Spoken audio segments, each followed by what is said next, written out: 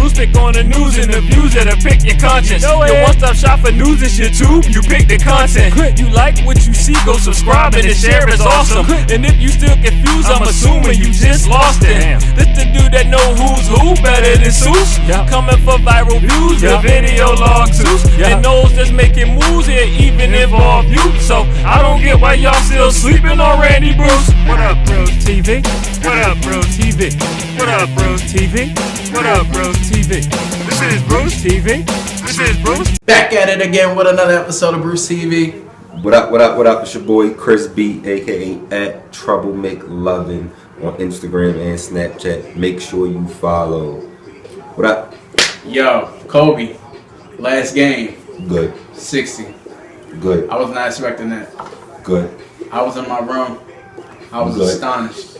Hey, that was the best closing out. Like, if you couldn't win the championship, that's the best way to go out. With a bang, and a bang, and a bang. I'm mad that this one dude, I don't remember his name, but he was hating on Kobe. I didn't appreciate that. He was talking about Kobe's showing his selfishness and all this and that.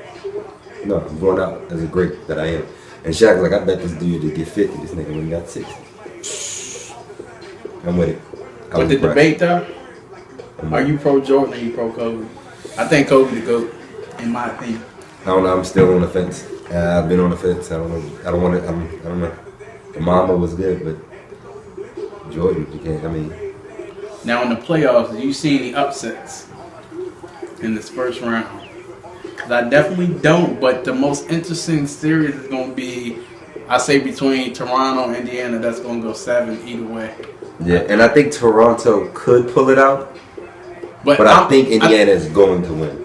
I think Indiana's going to win because of Paul George. I think Paul George is a notch above what DeMar DeRozan and Kyle Lowry want to be at in their careers. Because I think Paul George is easily top 5, top 10 in the NBA overall player as far as scoring, defense, and all that. Paul George does it all, and a lot of people need to. I think he's going to be at quarterstone to get them to the next level. But you still got to add more pieces to that Indiana team. I would say this: they're good, but are they going to win the East? No. It's definitely coming down between Miami and Cleveland, and it's going to be between how bad do Miami want to beat LeBron and get that sweet revenge. Because I understand LeBron and Wade are friends, but when it comes to that title, they no friends on the floor. And I think Miami, to me, you can balance it either way. Because Miami got a team that can win it also. Because you got Whiteside, he's going to be a problem inside that paint. Like they got Tristan Thompson, but he's not Whiteside. No, I would say who they got big like in Miami that's going to really. To me, Cleveland may have a slight edge with Kyrie, but Dragic ain't no slouch himself. Luol Deng can play D. But I'm talking. People are going to hate on this, but Mari Stoudemire is my guy. I'm saying big man. Who's going to get it done in the paint for Miami? Big man wise, nobody. I don't. Whiteside. He's not consistent enough, but I think he's enough to cause Cleveland a problem. Okay. Yeah. Because Cleveland, their big men are literally no threat offensively. Like really, they're really not. Like Whiteside can give you 20 and 20. Too sure. You can't. And then Joe Johnson's the wild card. Not the wild card. I mean, who on Cleveland can really do something with him? But then again, they got Kevin Love, so it depends on Kevin Love. Also. I hate to say it, LeBron's big enough to play Joe Johnson. If he but he can't guard him and Wade. Chief Shaq. And then you got Dragic. And no, listen. Now, mind you, Kyrie's good on offense, but Kyrie's not locking nobody. All these people are not all going to show up on the same night. That's what I'm saying. That's why I think that series going to go 7. Just like J.R. Splish. They're going to show up some nights. One night, one of them going to show up. Another night, 2 of them going to show up. Then the next night, ain't nobody going to be there. And then it's going to be between the battle between LeBron and D-Wade. Yeah. Whoever can take over the series the most. And I hate to say it, but I think LeBron can dominate the series more than D-Wade can at this particular stage in the game right now. Now, do you think the Clippers are good enough to throw a monkey wrench in between the legendary series that I hope we get between Golden State and San Antonio? Do you think the Clippers can throw a monkey wrench in there? I would love to say, Chris Paul, you my man. No, not happening. The West is where the NBA Finals is happening. Like the NBA Finals is the Spurs versus Golden State. Do you think the Spurs age is going to catch up to them when they play Golden State? Because They got some age on them. And can they go 7 games with Golden State? Some people saying that Kevin Martin could steal them a game off the bench. No. Come on, Brett. I mean, No. 20 for 20 from the free throw line. That's all he does, shoot free throws. Come on, Why the hell does he get calls? Who is this guy? Like, he's not even, No, listen. you know what I'm saying? He's not James Harden. The Yo, point is- James Harden defense. Trash. James Harden, he's going to go to the Hall of Fame for the worst defensive player ever. He gets... I can't believe they won that game. Because Sean Livingston effortlessly stole that ball from James Harden. Mm-hmm. Then he comes back. He did push off. The NBA said that bucket shouldn't have counted, but he did hit the game winner. But what else does he do besides score? Houston stole a game, but I'll say this. He's not... I'm not going to say he's not. I'm not taking anything from James Harden. I like James Harden. I think he's a hell of a ball player. I just don't think that he's winning NBA Finals. Put the team on his back kind of guy. now do you think... Now, I will say this. Houston, their big men showed up. They did something that they weren't doing. They were able to feed Dwight Howard for the first half. Dwight Howard was... Dwight Howard is playing for a new contract. I don't know where he's going next season, but he's playing for a new contract. He ain't doing that for Houston's benefit. You already know that ship done sailed. Now, where is he going to end up going? I have no idea. He's playing for a contract somewhere. But Houston's big men showed up last game. Matter of fact, speaking of Dwight Howard, who do you think would be a good fit for him? Where should he sign? His living room. And you think he's done? Like, bruh. He can help a team, maybe. You've been west. He's not a cornerstone. The only thing he has not done is gone to New York. That might be his destination. He has not been to New York. I mean, Melo and them need people, so I wouldn't knock him. He has not been. Phil Jackson needs people. And Carmelo's really confident that he's staying in New York. I don't think New York gonna stick with him. They might. I know. Last episode I said I would that. try to shop him. Last episode I said that they were like Melo's time in New York was short lived and done. So it's out. But I don't know. He might be able to swing it. Who do you think you can really piece with Carmelo to win him over? Like I told you, I like him in Sacramento. But Cousins. Like, you got to think about who did they really got besides Cousins to offer New York? Besides Cousins, nobody. I don't know. I mean, Rondo and Melo could work, but at the same time, you don't know how their egos are going to collide. That might be some good chemistry though. That's the thing. That might be like because there's so Carmelo's much the ego ultimate scorer. Because there's so and much Rondo's big, the ultimate passer. because there's so much big ego and then Cousins, he gonna get like Cousins want the ball and Carmelo want the ball. Listen, time out. But listen, they can come back and forth and gun it out. They could. I mean, and this would be the first Rondo, time. That would be the first test of seeing Carmelo with an actual team. and with too. Rondo feeding, I I mean, can dig it. To me, Carmelo should have won MVP that one year. New York was actually good. Oh yeah. But They want to give LeBron the MVP every year. since we talking, let's just stay basketball, please. Let's talk about Golden State. Oh, before we go in depth about the Warriors, do you think Russell Westbrook really got a chance to win the MVP over Steph Curry? I'm gonna say no, and here's why. And again, I'm partial. I used to work in Under Armour. I'm partial. I like Steph Curry. I'm partial. I like Golden State. So my opinion is skewed. My vision is skewed. I think Steph Curry is a better all-around player than Russell Westbrook. I can't quite say that. I think Steph Curry, when he can play strap-up defense. He plays good. No.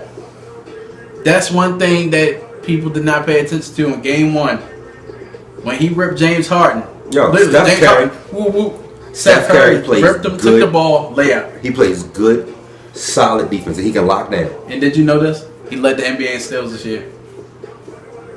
Can't say the man don't play defense. He's leading the league in steals. That's crazy. So, I hear that all the time.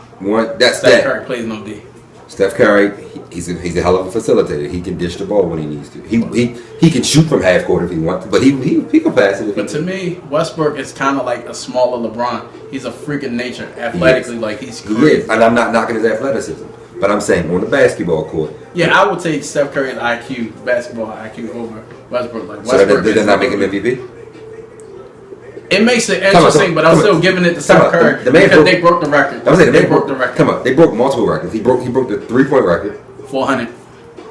He also, the team, broke the Bulls record. So, like, let's be real. Steph Curry. Yo, that nobody's beating. Like, that's like I don't see anybody breaking that record. Steph Curry's the man.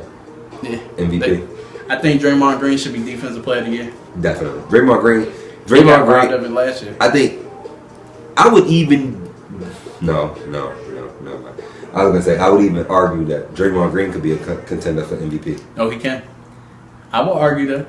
But literally, though, we all know Steph is because literally when Steph's not there, you see the difference. But even still, Mr. dribbling the ball off your foot. But even when they still had a chance at the game. Even when Steph's not there, Draymond Green still shows up. Oh, shout out to Harrison Barnes and Sean Livingston.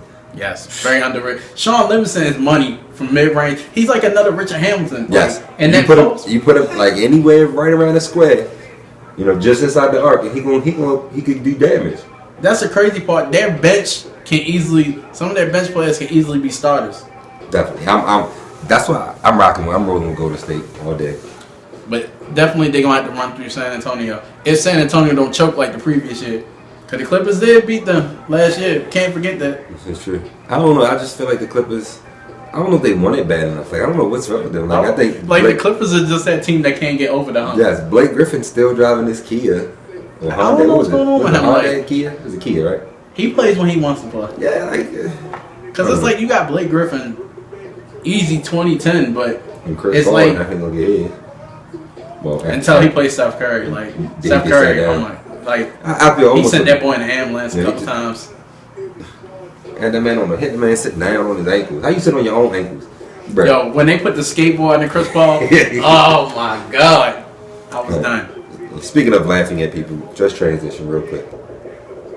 You better put some respect on my name. Birdman.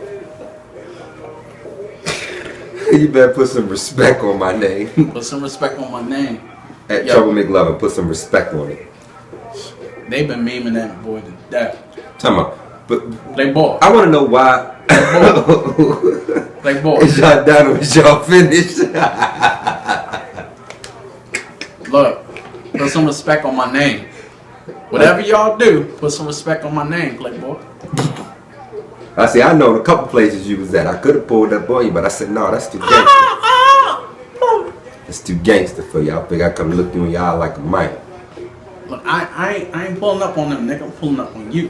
Yeah, talking about though. Shout out to Charlamagne the God because no matter what, and he been pulled up a couple of times in some funky situations, but he has always remained true to his guns. He stick with it. He's like, yeah, I said it, eh? And he did have a point, like Birdman, why he didn't pull up on Trick Daddy and Rick Ross. Like, yeah. And Rick Ross supposed to be a CO, like, not adding up.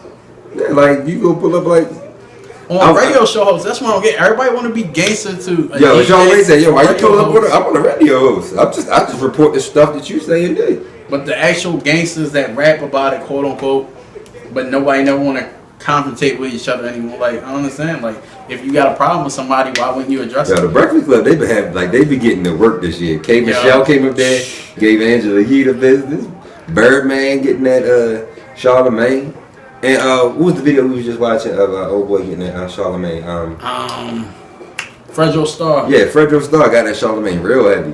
Like, everybody cut it out, man. Leave these radio hosts alone. Man, another thing. I think it's a big mistake. I don't know why Meek Mill's doing this. Why are you releasing your mixtape the same day Drake dropping his album? Nobody's going to be checking for your mixtape. I don't care if it is free. Nobody's checking for it. When Drake drops his album, like, it's Drake's season. Yeah. And it's supposed to be double disc, they saying. This. Like, you can't help but like the Panda. You can't help but love the Panda, you know. I as much as I want to hate on Drake, I can't. Yo, that nigga used to dance with me. Dance one time or work one. What's it called? I don't even know what the new records are called, but they're fire. Hold on, I'm about to pull up. Even the pop style with Jay-Z, quick little 2 bars. What is it called? One Dance. The new joint, One Dance. I hate to say it, but I mean, my God getting it. Like, yo, we find out that Drizzy. You can't be mad at Drizzy. And if it's really double disc, like, I want to see what he do with it. Like, I would rather hear like a whole R&B side That's and what a I was whole saying. pure rap side. It'd be crazy if he dropped the double disc like that. He'd do like a whole. Because nobody could do it better than him. But he does like one whole joint of him and his singing stuff, and then a whole hour of him rapping. Like that. I think that would change the game. Like I think that'd be crazy because I hope he did that.